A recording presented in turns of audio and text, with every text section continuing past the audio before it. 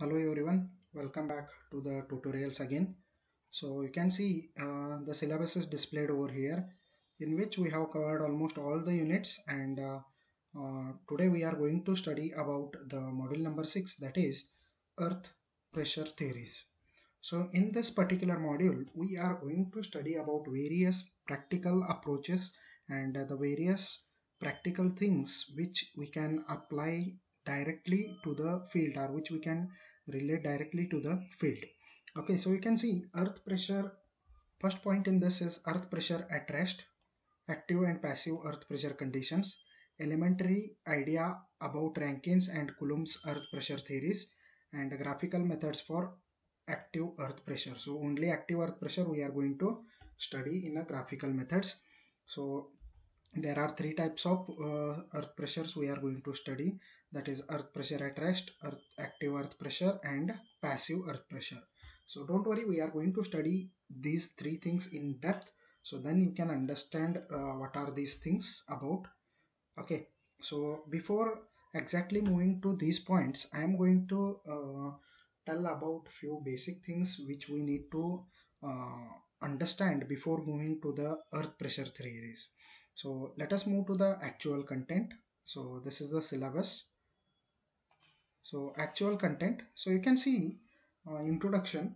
Soil is neither a solid, neither a liquid. When we add water to the soil, it may reach the liquid state also. However, you can see the soil exhibits the characteristics which are similar to the liquid when it is in liquid state. Okay, so what are the properties of the liquid?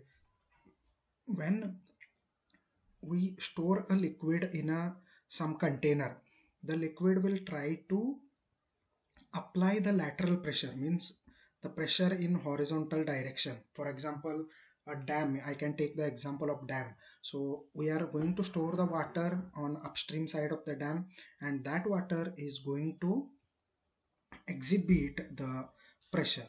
Okay, so that water is going to exhibit the pressure on the uh, dam.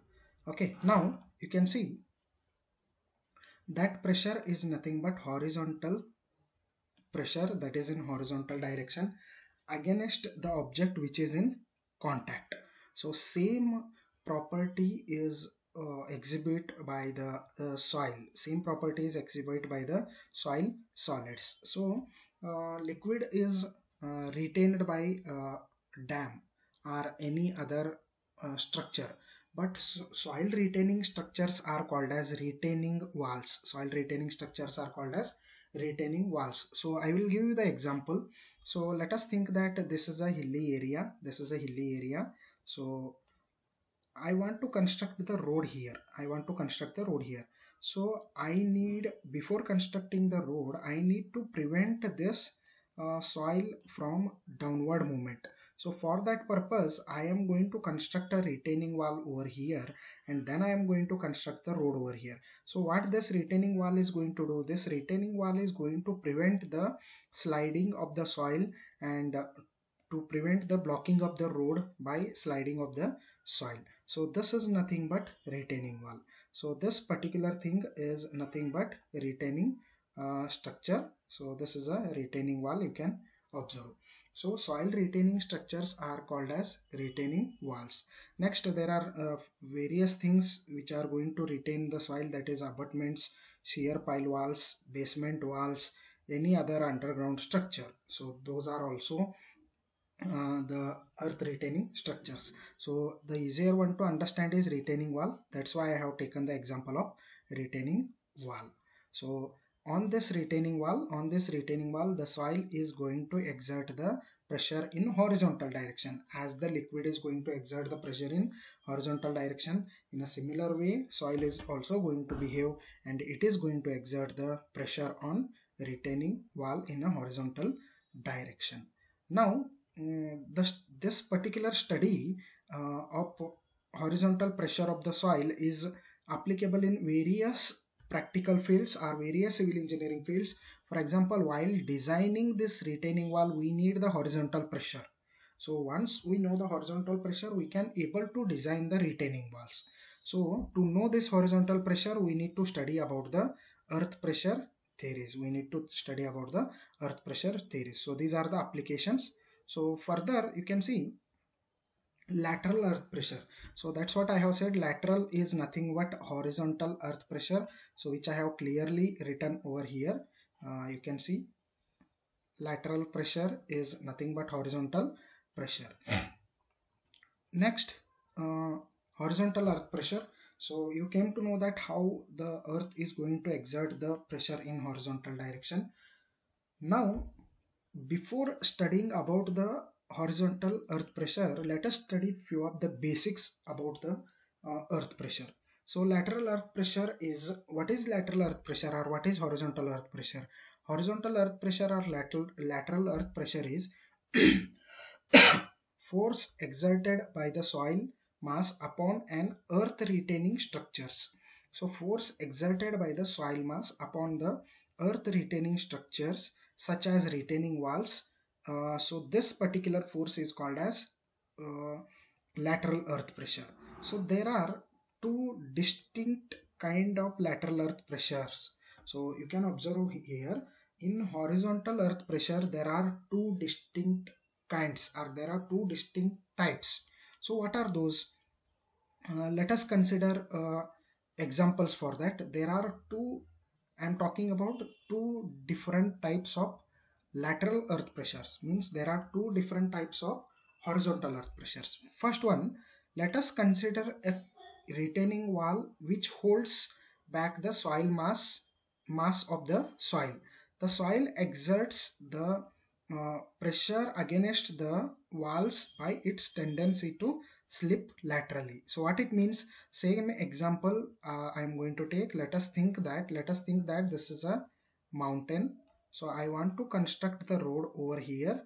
So I am going to cut the portion and I want to construct the road over here. So to prevent the sliding of the soil, I am going to build a retaining wall. So on this retaining wall, the soil is going to exert the pressure in horizontal direction.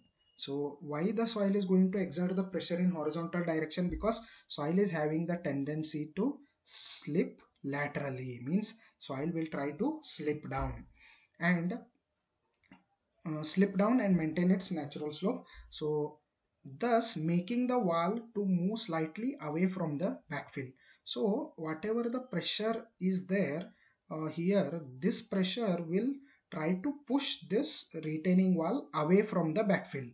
So if the retaining wall will push the if the soil will push the retaining wall away from the backfill, and if, let us consider the case when the retaining wall moves away from the backfill. So slightly retaining wall has moved here now. Slightly it has moved. Very, very minute amount.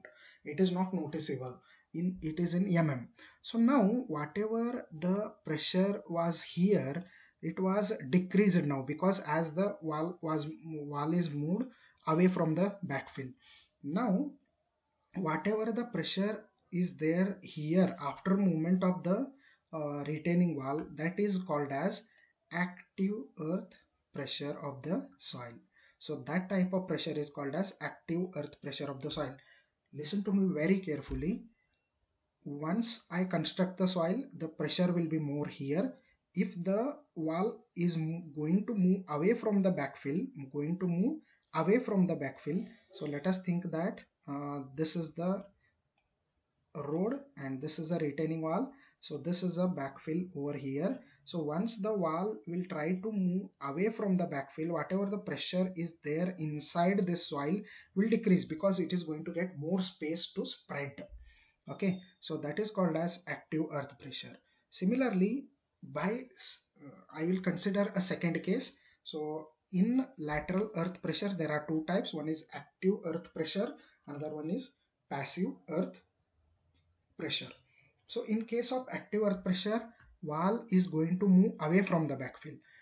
But in case of passive earth pressure, by some means, if this particular wall, I will take another color, so you can look at here. So initially the position of retaining wall was here. For active case, it has moved here. So this is the active case. Now by some means, if this retaining wall will move towards the backfill, if this retaining wall will move towards the backfill, then whatever the space was available for soil over here will reduce, and hence the pressure in this particular soil will increase, and that particular pressure is called as passive earth pressure or passive earth resistance. It is also called as passive earth resistance. So these cases are very simple. In active earth pressure case, the retaining wall which I have shown here, this is a retaining wall, center one, this is a retaining wall, will move away from the backfill. So you can remember this, active A, away. Okay, so you can remember this. So in case of active earth pressure, it will move away, retaining wall will move away from the backfill, and hence whatever the pressure is there after movement, it is called as active earth pressure. In case of passive earth pressure, the retaining wall will move towards the backfill, so pressure will increase, and hence whatever the pressure is there, it is called as passive earth pressure. Now this figures represents the cases much better. You can see, so this is the first case which we have studied. So this is the active earth pressure case. So in which what is going to happen, this is a retaining wall. So this is the backfill which was retained by the retaining wall. So this backfill will try to push this retaining wall away from the backfill direction. So which is away from the backfill direction, so this direction. So due to which sliding down movement of backfill is going to take place. If this retaining wall moves away, the backfill which was retained by the retaining wall is that backfill will feel the downward movement. So that's what I have written. So this is a downward movement, and resisting force of retaining wall will move in this particular direction which I have shown. So this is the angle of repose or surface of sliding which we can call. So this is the active case. This is a retaining wall which is going to move away from the backfill, due to which downward movement of the soil is going to take place. So remember these figures while explaining about the active and passive earth pressures. You have to draw these figures compulsorily. Now second case which we have studied is passive earth pressure. So in case of passive earth pressure, the direction of the movement of retaining wall is towards the backfill. So here away from the backfill, and here towards the backfill. So due to movement of the backfill, due to movement of retaining wall towards the backfill, whatever the backfill which was present over here, which will try to move in upward direction, and resisting force will try to move in downward direction. Both are opposite, and whatever the pressure which is going to happen due to the movement of retaining wall towards the backfill is there, that is called as passive earth pressure. So hope you have understood these two things. These are very simple. So once you understand these things, let you guys please answer about a simple question. Now I am going to ask you a very simple question. Is active earth pressure is greater than passive earth pressure, or passive earth pressure is greater than active earth pressure? So think about it. So I will just give you the hint. As the retaining wall in case of active earth pressure will move away from the backfill, there is more space for the soil, so pressure will decrease. And as the retaining wall move towards the backfill, there is a less space for the soil to adjust, so the pressure will increase. So always remember, passive earth pressure is always greater than active earth pressure. Passive earth pressure is always greater than active earth pressure. So I hope you have understood about the active and passive earth pressures. So after that, we are going to study a very important topic. So now let us think that neither the retaining wall will move away from the backfill, nor the retaining wall will move towards the backfill.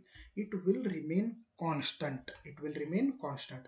So when the retaining wall will remain in a constant position, the earth pressure at that particular point is called as earth pressure at rest. Earth pressure at rest.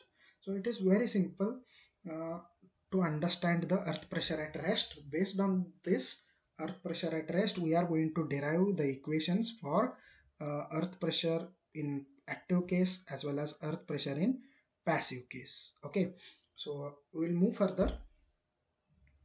So earth pressure at rest may be obtained theoretically by considering small element of soil. So let us consider a small element of soil. On this element there are two types of pressures, that is horizontal pressure and that another one is vertical pressure. So horizontal pressure and vertical pressure are the two pressures which are going to act on a small element of the soil, so which is situated at the depth z. So total depth of the soil is h. So the small element which we have considered, so this is the small element which we have considered. So same element I have taken over here, largely I have demonstrated it.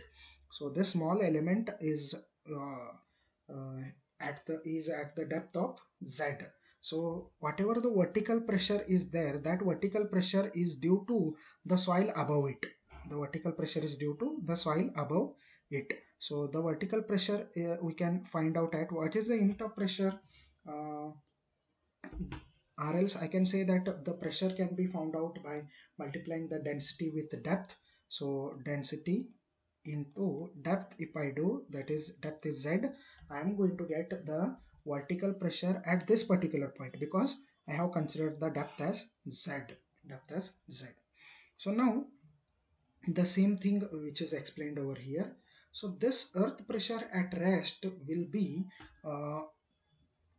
explained by, or will be denoted by considering the sign that is k naught, which is known as coefficient of earth pressure at rest. So k naught is nothing but it is the ratio of horizontal stress to the vertical stress. So k naught is equal to horizontal stress to the vertical stress. So we came to know that vertical stress is equal to mu into z. So vertical stress is equal to mu into z. Z is a depth at which we have considered the element, soil element. Now sigma v is equal to mu into z. So mu into z I have written over here. So sigma h, now sigma h is equal to, if I rearrange these things, obviously you can see over here one thing you can observe. We need to find out lateral earth pressure. Lateral means horizontal earth pressure. So our aim is to find out horizontal earth pressure here. So that's why I am rearranging all the terms to get the horizontal earth pressure. So sigma h is equal to k naught into mu into z. I can say here, I can say it as a z, but here I have written it as a h because if I want to consider the, if I want to calculate the total vertical pressure, then I have to consider the total depth till from here to here. So in case of in place of z, I can substitute h to find out the total uh, earth pressure. So earth pressure at rest. So now sigma h is equal to k naught into mu into h. So what is this? This is the earth pressure at any depth h, means earth pressure at any point. For example, earth pressure at this particular point. So this is the earth pressure at this point. What is the earth pressure at this point? I have to substitute the depth from here to here, from here to here. If I substitute, I am going to get the earth pressure over here. Similarly, if I want it here, I have to just substitute this depth to get the earth pressure at this point. Now what we can observe is, if the wall will not move towards or away, the distribution of earth pressure is linear. You can see the distribution of earth pressure is linear. So if I want to find out total earth pressure, if I want to find out total earth pressure, I have to calculate the area of this triangle. Let me be clear. K naught into mu into h. So this sigma h, k naught into mu into h, is a horizontal earth pressure at this particular point only. At this particular point only. But if I want to find out the total earth pressure from top to bottom, then I can say that earth pressure is linear, and if I calculate the area of this particular triangle, then I am going to get the total earth pressure. So how to calculate the area? I know what is the base. Base is k naught into mu into h. So base is k naught. How the base is k naught into mu into h? At the base, whatever the intensity of earth pressure is there, that is the base. So half into, I can say half into h into sigma h, that is k naught into mu into h. Then we are going to get the total earth pressure. So it is nothing but area of triangle. That's what I have explained. So where this total earth pressure is going to act, so it is assumed that this total earth pressure is going to act at CG of this particular triangle. So how to find out the CG of this particular triangle? From the base, CG of the triangle will be from the base, CG of the triangle will be 1/3 of h. 1/3 of h. From the top, CG of the triangle will be 2/3 of the total height. Okay, so this is the CG. So I hope you have understood about the earth pressure at rest. Further, in next session we are going to study about the Rankin's earth pressure theory, and Rankine has explained about the active earth pressure and passive earth pressure. After completing the Rankin's earth pressure theory, we are going to study about the problems on Rankin's earth pressure. And with that, we are going to complete this unit. It needs, I think, 2 to 3 classes, to maximum 2 classes it needs to complete this particular unit. I hope you have understood. We will continue further. Thank you.